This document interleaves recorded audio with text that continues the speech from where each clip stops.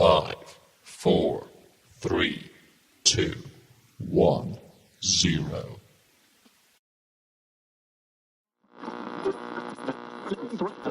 Ladies and gentlemen, I appreciate very much your generous invitation to be here tonight. You bear heavy responsibilities these days. Welcome to Stock Legends Radio Show, seeking answers, opinions, and the inside scoop, putting you in the front seat on Wall Street. In today's market, this is breaking news. Where is it going next? StockLegends.com.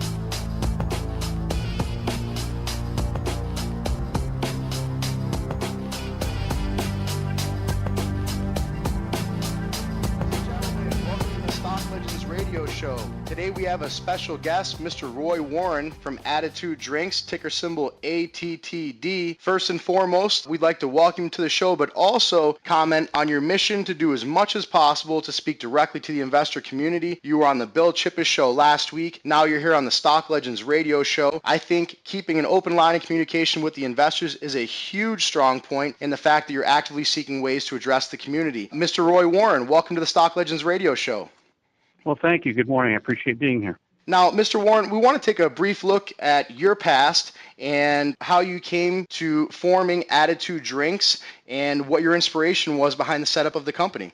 Sure. Well, I was founder and CEO of a public company actually for about 10 years, ending in 2007. And I know the benefits to having the kind of interactive relationship with individual investors that we're trying to build here at Attitude. So we appreciate the opportunity to chat with you, and we've done this before. We've grown a company from scratch in the world of Bravo. We actually ended up with well over 10,000 shareholders, very active group, and we used to have conference calls quarterly and had a lot of interest. So we know how to deal with retail investors, individual investors, and obviously we're a small microcap company, and those are the kind of people that are attracted to little businesses like ours. Our goal is to build a business like we did at Bravo that has real significant foundation so that we can actually develop products that can compete and build into a viable business that'll make people a lot of money. Our view is that building a business is a marathon, not a sprint, and you got to have the foundation right. And that's been the truth certainly here with Attitude. But at Bravo, we struggled for a long time and ended up with a company with a market cap of well over $250 million and had a master distribution agreement with one of the largest beverage companies in the world. So we're looking forward to bringing what we think is a far more sophisticated product to the marketplace now and competing with the big guys here at Attitude. Now, Attitude Drinks, what you did is you were able to take a look at the industry, you were able to take a look at your knowledge in the milk-based product recovery drinks and say, hey, you know what? We've got the knowledge here. We've got the team. We've already built a company. We've learned from our mistakes. We've taken all of the positive things and written them down in the notebook. We're going to be able to build this from the ground up the right way, be able to run it. Was that more or less the inspiration and thinking behind going into the milk-based product industry? And how is this time around different than the last, being able to have the opportunity to learn from past mistakes? Well, in the previous company, we had a problem with our distributor, and we just had a fundamental problem with the distribution agreement that became unmanageable. But we learned a lot dealing with all of the big beverage companies in the country, actually, back then, about what was going on with the what I call empty calorie beverage industry. That is, drinks that were designed for non-functional reasons. And things like bubbly sodas and other kinds of sugary drinks that are not functional. And those kinds of drinks have been declining each and every year for the last 5 or 6 years by well over 5%. So the American consumer has made a distinct decision to start looking at what a drink can do for them as opposed to whether it just tastes good or rehydrates. So what we have been looking at is how do we address milk as a beverage. Milk for years was treated like food produced by dairies that required refrigeration. They own the dairies own the distribution system because they're the only ones that own a cold chain for distribution. So really milk is kind of the final frontier where functional formulation has really not been addressed until recently. The technology in America, for example, was brand new back in the mid-2000s. 2005, I think, was the first time you could produce a plastic bottle that was shelf-stable, for example. So we've come a long way since then, and there are lots of opportunities to utilize milk Mother Nature's most perfect food, to re-engineer it and use sophisticated packaging and filtration processes and other kinds of technology to be able to deliver all of the attributes of milk, all the things you're looking for, and mitigate some of the obstacles. Obstacles being shelf stability, lactose levels, calorie levels, figuring out ways to exploit things like calcium and protein, electrolytes. So we've been looking at that for a long time. We founded Attitude to address the whole functional drink idea and have an expertise in milk now for almost 15 years, and we've got some people here that really understand how to really exploit the goodness of milk. Now, you said something interesting there, and that was the lactose levels. When I'm going in and I'm going for a workout, I might think in my head, well, if it's milk-based, is that going to upset my stomach, and how does that work? How do you deal with those lactose levels? Do you have a way to remove them, and how does that play a role in the post-workout or after-workout recovery? Well, milk has an issue, and that is that many people are lactose intolerant, and many people don't want the calories associated with lactose, even if are not lactose intolerant. So what we have done is we're using a filtration process with our co-packer, who is the largest retort processor in the United States, and they have a filtration process where we're able to filter out the lactose, and in so doing, we remove the only empty calories that are in milk. In our case, we remove about 85% of the lactose, and we super concentrate all the good stuff, so you wind up with the electrolytes and the calcium and the protein in particular. Milk protein is very attractive today. We've got a number of competitors in the marketplace. Everybody's looking for a high-protein drink, but very often in fact always, they're using whey protein isolates, which is the protein that's in milk. And what we are saying is, rather than using dehydrated protein like a whey protein isolate, what we do is we concentrate that milk, and so we don't have to add any protein, and that makes for a much cleaner nutritional panel, a much better flavor, and still brings the protein levels up, in our case, to 35 grams of protein in 14 ounces, which would normally in milk have been 14. So we're using a system that deals with some of the key entry barriers for consumer acceptance to milk, one of which, of course, being the calories, another being the lactose, and then, of course, with the packaging being, it's an aluminum package that has a 12-month shelf life and is very eco-friendly from a recycling point of view. This particular segment of the industry, actually worldwide, I think the average person is becoming more and more educated on staying healthy. I think back 5 or 10 years ago, even let's take something as like smoking cigarettes, for example, like drinking soda, like all these things that you didn't actually think of, that these studies start coming out and saying, hey, this is actually very unhealthy for you. What it does is it makes the public conscious of how to treat their bodies, how to stay fit, also how to avoid certain illnesses 20, 30 years down the road by taking care of yourself and staying fit. This particular segment of the industry is exploding. I think worldwide I saw a number somewhere up around $40 billion for the supplemental health industry, and expected to grow multi-billion dollars over the next few years. This has to be an exciting time for your investors, knowing that you're in an exploding marketplace. How do you think this is going to play a role over the next couple of years as the world becomes more and more conscious of these healthy avenues that are available? Yeah, well, we've been watching, for about a decade, the sports drink category grew quite rapidly, Gatorade being the big player and Powerade from Coca-Cola coming along and chasing with them. But we saw an opportunity witnessed by the explosion of the muscle milk ready-to-drink line to go after the high-protein or protein-enriched space or functional drinks. And there's been so much science emerging over the years that indicates that there's something special about milk in a post-exercise recovery utilization that we started looking at, what can we do to enhance that or exploit that? And the filtration process is really the answer for that. And along with the packaging and the shelf stability and the flavor profile, I think we've had some really interesting solutions delivered to these entry barriers. So we believe that there's room for a leader in what we'll call the next generation sports drink space. And without a question, that leader is going to require the right levels and the right kind of protein. So our product happens to have a scientifically proven basis for the carbohydrates to protein levels.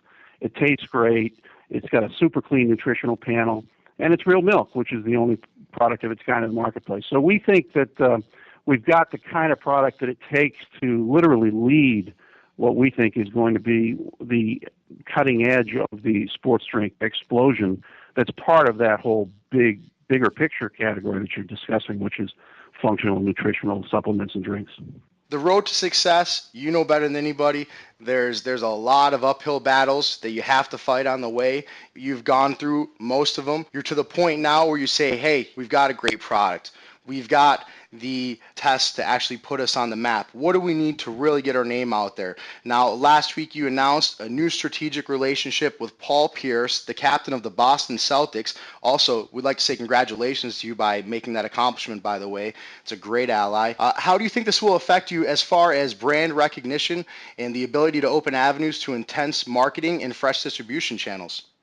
Well, anytime you bring something out that's innovative, by definition, that's risky because if it were proven, it wouldn't be innovative anymore. So, we've spent about a year and a half now validating the commercialization, if you will, the commercial viability of this product. And we first introduced it in any kind of a major way up in Boston through a very interesting food market up there called Tedeschi's, and the opportunity to participate right on the street in Boston in such a concentrated area for students is a wonderful opportunity. That's clearly the bullseye demographic for us, is the high school and college demographic. So we thought Boston was a great place to introduce it. They're very sports oriented up there. Fitness center or gym business up there is unbelievable, and of course, college kids are all about fitness and nutrition. So we're seeing some very interesting endorsement, if you will, of our product up there, and obviously, Paul Pierce is a leader in the NBA. He's a spectacular guy. He's a fabulous basketball player, and more than that, he's very, very caring and giving guy. He's got his own trust that is giving to underprivileged children, both from nutrition and providing athletic activities for them. So he's a legend up in the Boston area. But more than that, he's really a great guy to endorse a product like ours. Nationwide, people really respect Paul, and we're delighted to have him involved. And he likes our product. He's a flavored milk drinker. He has been consuming milk after workouts, understanding the benefits of post-exercise recovery aids, and he recognizes what Phase 3 brings to the table along those lines. So the Paul Pierce Truth Fund, that basically gears towards underprivileged children. How exactly does that Truth Fund work? And how did that play a role in your decision to say, hey, you know what, we can bring Paul Pierce on, we can do a great thing for the community, we can kill two birds with one stone. How exactly does this Truth Fund work, and what other information do you have about this? Well, you can Google that and read all about it. It's a very significant opportunity that he has. They call him the Truth, which is where that name comes from. But, that's right. That is. It really is primarily oriented toward ways to provide underprivileged children, that is, children that otherwise would not be able to have access to fitness programming, sports programming, and nutrition. He has a number of different approaches to that, but that's basically the orientation. And, frankly, from our point of view, we know that we need to spend marketing and advertising dollars. We think that one of the highest impact marketing efforts one can take on these days is through cause marketing, and what better cause than underprivileged children, especially as relates to athletics. With a guy like Paul, I think that's just a terrific opportunity for us to spend our marketing dollars in a way that helps other people. Our product is designed to help other people, and it is obviously a way for us to gain the kind of awareness in the marketplace to build our brand, which is our ultimate objective for our shareholders. And I commend you for that. I also think that that's an important factor. Anytime that you can utilize business to help other people, especially children, is always a check mark in the right box. Now, from a technical standpoint, your stock has the right kind of attention on it. We've seen people moving into your stock and large increases in volume. As you start the unveiling process on your marketing strategy, we're expecting a slight consolidation on the stock, which is very normal after a massive bull run. Investors have to understand we're coming off of a long-term bottom here. You're able to start putting out exciting press now, really start the unveiling process and say, this is what we've got going on. What can investors expect to unfold here in the short term over the next 30 to 60 days? Do you care to touch on that at all? Well, I think the bottom line is that the stock has just been pounded over the last couple of years. We've had a very difficult time raising capital. It's by definition in this very difficult economic time, people are slow to embrace any sort of innovation. And so raising capital, our sales and marketing effort has been difficult. And it's taken longer than in normal economic times for us to be able to expand this product. We did things much more quickly in my previous company, but it just different time, different place. We still like the position we were in. We took the time it took to be able to develop this product and have the fundamentals correct so that as we begin to roll it out, we know we've got the goods. And we are now finding people to appreciate the commercial viability that I mentioned earlier. There's no question that we've got a number of eyes on our product. We've got a big opportunity. I think that we announced through the Q-Water folks up in Georgia a week or so ago, and there are a lot of other opportunities coming our way where we've got major household name accounts talking about our product and reviewing it and testing it, and I think that we've gone through the preliminary sales effort, and we're about to see the reward from that pre-selling over the next few weeks and months. So, it's been a long time coming, but I think that the share price will start to respond. I mean, our market cap is still just ridiculously low in my view, so I think there's a big opportunity for us as we start to show that we do have a product that's real and can compete against some of the biggest food and beverage companies in the world. For the investors, they want to take a look at your current position, your current stock price, okay, which is sub-penny. And they also want to take a look at like companies. Let's brainstorm back a few years. I know a big one, Monster Drinks. Monster was a sub-penny stock. Monster stock now, I'm not sure where it is today, but exploded out of sub-penny, now on the NASDAQ. Same type of segment, same type of market interest. This is the time for investors, not day traders. I want to be clear on that. This is time for the investors to take a look at the story of the company. Take a look at the marketing strategy. Take a look at these case studies, these clinical studies, that have been done, okay, and look for a long-term outlook. Say, hey, you know what? Yeah, we all day trade stocks, but hey, if you want to find a stock, if you want to find a home for a large chunk of money that you can invest in a stock and look a year, 2 years, 3 years in the future, I can tell you right now from my experience, there are not very many stocks as put together as your stock at this current price point, and that's just my personal opinion. Let's talk about these clinical studies. The United States Sports Academy compared elite athletes in terms of recovery by drinking certain drinks such as chocolate milk, Gatorade, and muscle milk. What exactly was the study looking for, and what kind of results came out of the study? Well, as we discussed earlier, there has been a body of evidence in the scientific community that's been evolving for about 7 years and indicates that people drinking chocolate milk after they worked out were able to recover quicker and build their muscles more rapidly and build lean muscle mass at the same time. So there's been some discussion about, I think the first article was written by a guy named Dr. Joel Stagger, who was an Indiana University nutritionist, and I think the first article was chocolate milk, the next sports drink. And I think the whole idea was something's going on here when our athletes are drinking chocolate milk after they work out. Well, we went on to research that, and we made some pretty solid opinions about what it was, and it's the right combination of carbohydrates and protein and calcium and the like, and that's where the filtration process and the reduction of the lactose and the calorie count was born. So what we did was to prove that we had a product that worked. We did a clinical study with the United States Sports Academy, as you mentioned, and we went through a nail-biting period of time where we were wondering just exactly how our assumptions would pan out because we didn't know for sure how we would perform against chocolate milk and muscle milk. We thought we'd perform well against Gatorade because there is no protein, and we knew protein was a big part of this recovery function.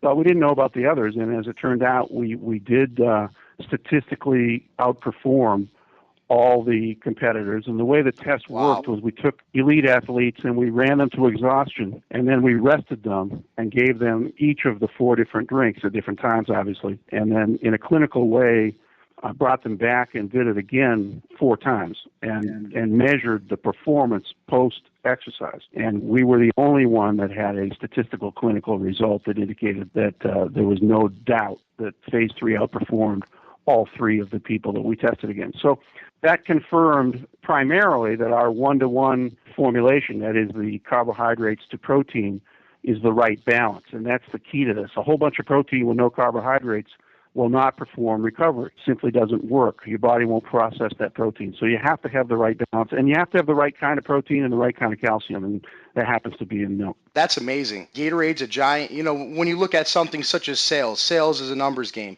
When you look at something such as recovery and anything that has to do with working out, it's effectiveness. And that's what sells these products. These athletes and these sports professionals, they want something that's proven to work. They want to look at the actual clinical studies and say, hey, if this is better for me, this is what I want to take because I want to get an edge at what I do. Now, you mentioned Muscle Milk. Muscle Milk is going to be one of your larger competitors in this particular segment of the market. They're having some issues. I actually read a report that they were having some FDA issues as far as their name because they don't have 100% milk-based product there. Do they have any milk in their product? No, they use whey protein isolates, as I mentioned earlier, and they add it to their liquid, but they do not have a drop of milk in it. The name Muscle Milk stemmed from when they initially introduced a powder, and people would take the powder and mix it with water, and then they came out later on with their own ready-to-drink version of that, and they called it Muscle Milk, which is the same name they used. It actually originated, I believe, from the notion that it was the closest thing to mother's milk when they first introduced it. But the facts are they positioned it as if it's milk from a branding point of view, and the Federal Drug Administration and the Federal Trade Commission have had issues with the standard of identity of milk, which is very different. When you start using the name milk in a primary display panel, then you create a standard of identity problem, and a lot of people actually think Muscle Milk is milk, and it is clearly not. In fact, we are the only recovery drink in the country that is 100% real milk. I think Taco Bell actually had a similar thing that just happened with their beef.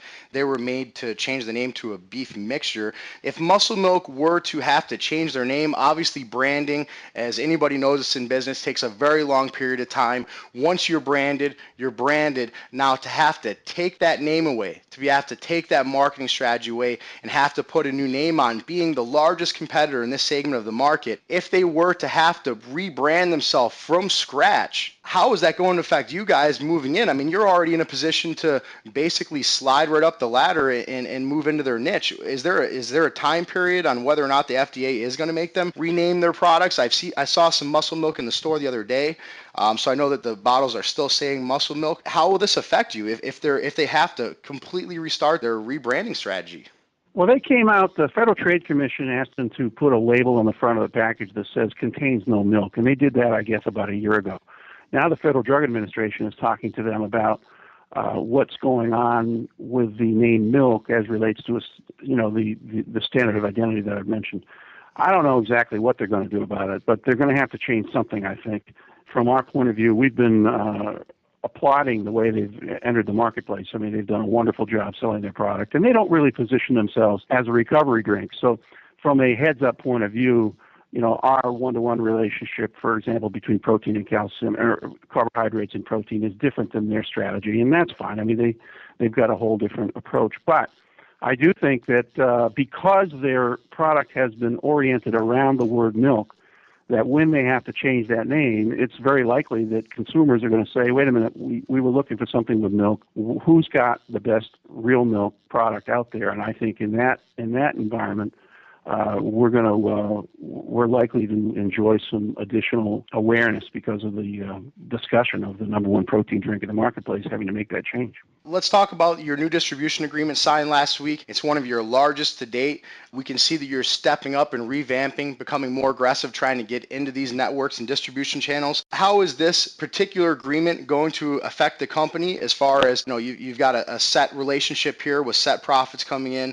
Is this also going to open up additional avenues to larger network distribution? Are there any other strategic relationships that can be absorbed based on this one particular relationship? Yes, that's the key to that relationship is they have a number of established direct store delivery, or what they call DSD distribution systems. These are in many cases beer and wine distributors or other non-alcoholic distributors that are used to bringing in pallets of product and distributing them to the stores, whether it's C-stores or food markets or fitness centers. So we think there's a big opportunity for us to work with other brands in order to combine the availability of non-alcoholic products to some of these, especially the beer and wine guys. So the Q-Water relationship opens up a number of doors for us rapidly and very efficiently because we'll be able to piggyback with them and distribute and enjoy some of the synergy, some of the freight savings, and some of the marketing and sales efficiencies that delivering more than one brand to a distributor like that would bring us. You've got some investors that have stuck with you through thick and thin. You've got a lot of new investors right now that are extremely motivated. They're excited about what's going on in the company. They're happy to be a part of what's going on. Do you have anything that you would like to say directly to your investors that have stuck with you, or to your new investors at this point in time moving forward? Well, obviously, we want to continue to thank the people that have been involved with us. We've raised a lot of money through some institutional investors. We've had a lot of individual shareholders along the way. We started trading about a week and a half before Lehman Brothers melted down, so the environment wasn't very ideal for microcap company to grow, and we've had a difficult time raising capital, but we've managed to do that, and we're here now. So I think that we've gone through the hard part, and while people have not made any money to speak of with Attitude Drink over the long run, I think that the time's going to come when all of the hard work that we put in and all of the fundamental work we've done comes to a head, and we think that'll show up in the share price. It's been